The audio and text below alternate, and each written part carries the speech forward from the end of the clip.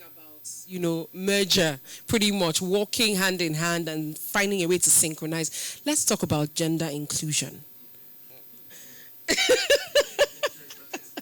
So the role of what's the role of gender or gender inclusion in employee innovation?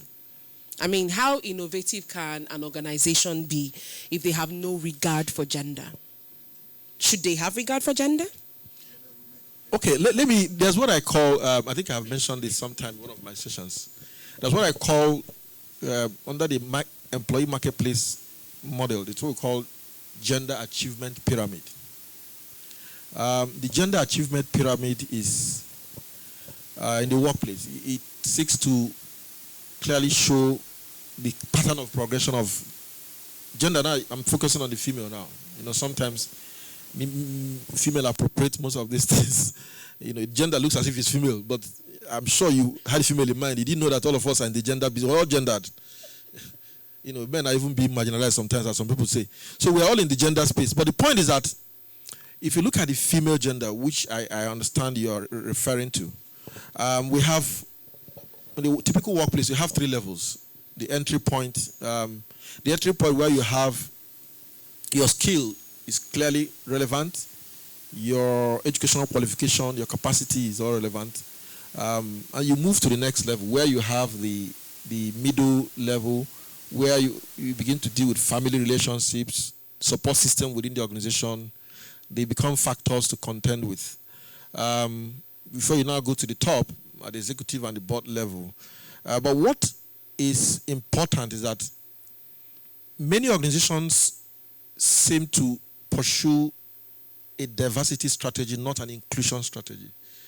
Diversity without inclusion is incomplete. Diversity is about bringing demographic optics, bringing the numbers to the table, but inclusion borders on how do you harness those benefits to achieve the desired outcome, such a way that the organization itself becomes healthier. Such a way that you can avoid what we call in psychology, groupthink, a mutual reinforcement of ego based on certain shared background. So how do you achieve all of that? I think most organizations must be deliberate about recognizing their blind spots, and be able to see how they can intervene. Because if you have a gender balanced organization, it enables you to harness the views of both male and female. It enables you to achieve what I call the organizational health of the organization is better. You minimize groupthink, and it is just normal that you're going to get better and the best when you are having a deliberate strategy to bring both gender on the table. But what is most important for me is how do organizations intervene at the middle level? Are you aware that sometimes between the age of 40, 45, 50, some people become stronger to recover lost years? After they have gone through some challenging years, they become stronger. You can take time to understand the psychology of the middle sense. They become stronger in trying to impact the organization. It's not just about impact on the organization, achieve, even for themselves, to have a lot more better actualization than they have achieved over the years. So corporates must recognize gender balance and also seek for policies that will speak to the need to bring both gender to the table.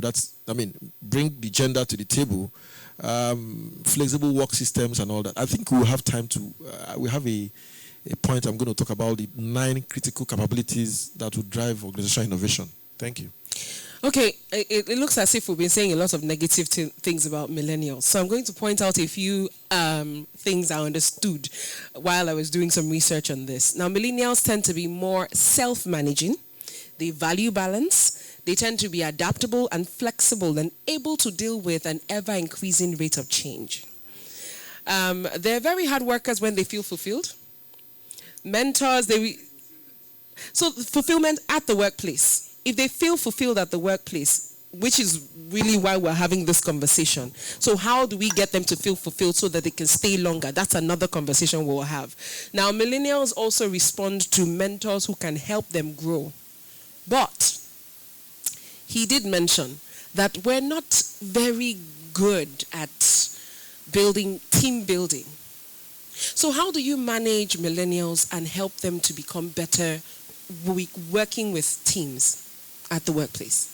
Thank you very much. The critical pillars of employee marketplace is communication, collaboration, and the community.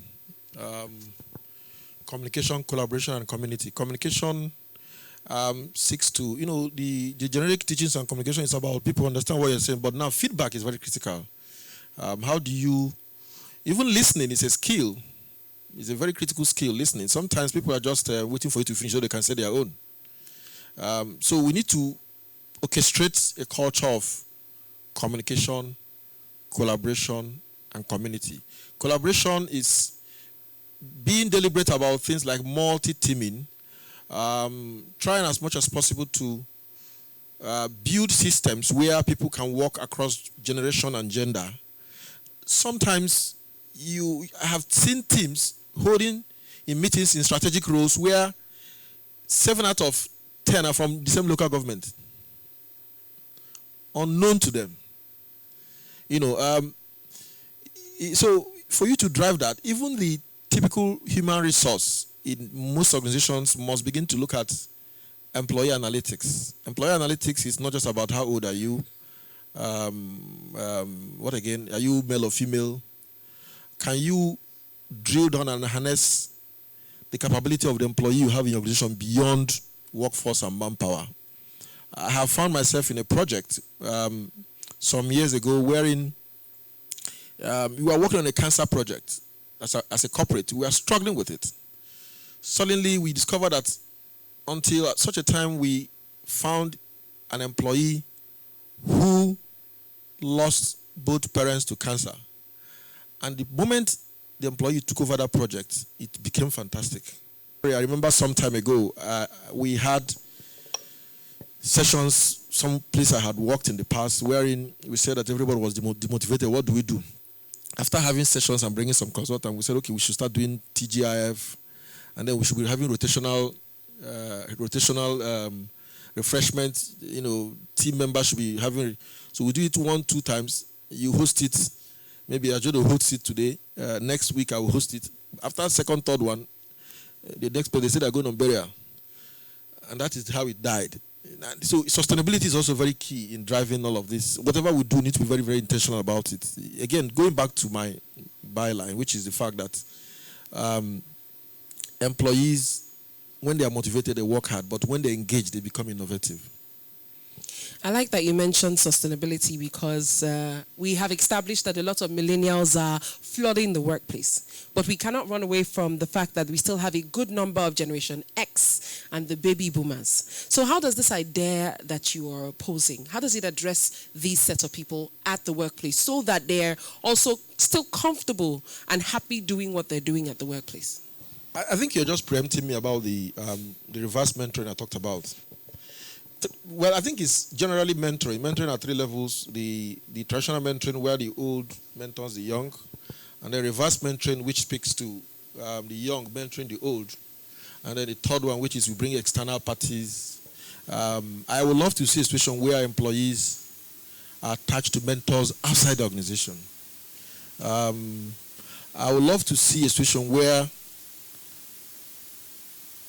institutions should allow younger, digitally savvy people to mentor the older people, where they can also learn and have the opportunity to also influence them. So the connection between the gap between us seem to be between the X and Y seem to be so wide that, like I said, everybody is just second guessing everybody. You're talking because you think you are older and wiser. This one thinks that because he does social media, that means he's wiser than you. So you must examine mentoring as a way of bridging intergenerational conflict, because the conflict is real. If we are very, very intentional about it, we're able to mitigate the issues about, I was here, I know your father before you were even born. He said, but you know my father, but you don't know how to use Instagram. So these are some of the conversations we need to be able to bridge for it to have an intelligent work, because you must have an intelligent workplace.